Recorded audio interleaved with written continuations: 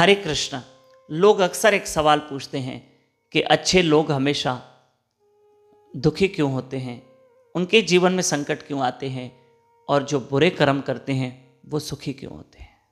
क्या ऐसा होता है? नहीं, नहीं होता है, कभी नहीं। अच्छे का परिणाम हमेशा अच्छा आएगा और बुरे का परिणाम हमेशा बुरा आएगा।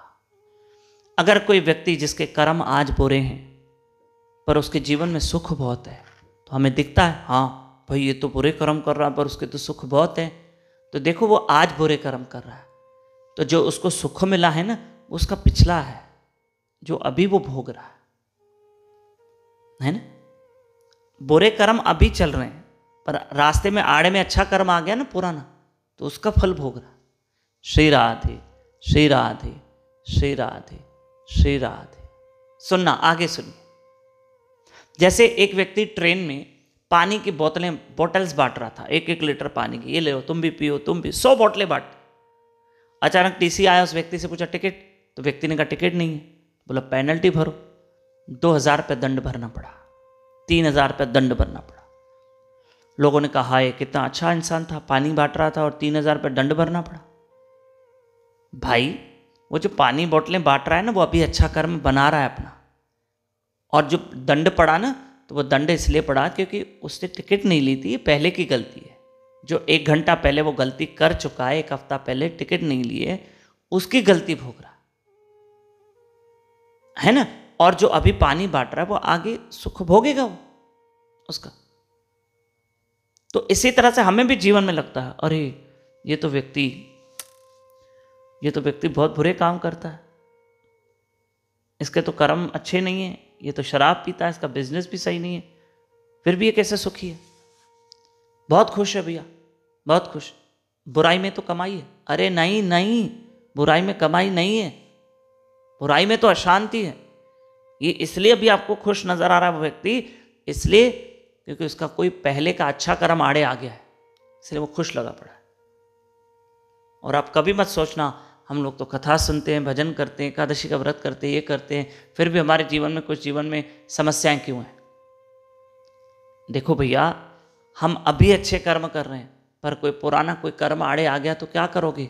कोई गलती, कोई अपराध जो किया है उसका फल आड़े आ गया तो क्या करेंगे। श्री राधे। देखो, पांडवों के राजस्व यज्ञ में भरी सभा में शिशुपाल भगवान श्री कृष्ण को अपशब्द कह रहा था। भरी सभा में शिशुपाल, इतनी हिम्मत देखो, वो भगवान कृष्ण को अपमानित कर रहा था, अपशब्द कह रहा था। तब किसी ने कृष्ण को कहा कि प्रभु वो आपको अपशब्द कह रहा है, इसको दंड दो। तब भगवान ने कहा रुको, मैं इसके 100 अपराध माफ करूंगा शिशुपाल के। और अभी गिनती चल रही है 1 2, और कृष्ण गिन रहे थे। क्यों गिन रहे थे? क्योंकि भगवान उसको चांस देना चाहते थे। 1 नहीं 100 चांस दिए, और कितना कृष्ण करेंगे। अभी उसकी गिनती चल रही थी, अभी तक भगवान ने उसको कोई सजा नहीं दी, अभी उसकी गिनती चल रही थी शिशुपाल की। और जब गिनती पूरी हुई तो भगवान ने दंड भी दिया। ऐसे हर इंसान के कर्मों की गिनती चल रही है, हर इंसान के कर्म की गिनती। उस गिनती का परिणाम भी आता है और फिर उसका एक दंड भी मिलता है।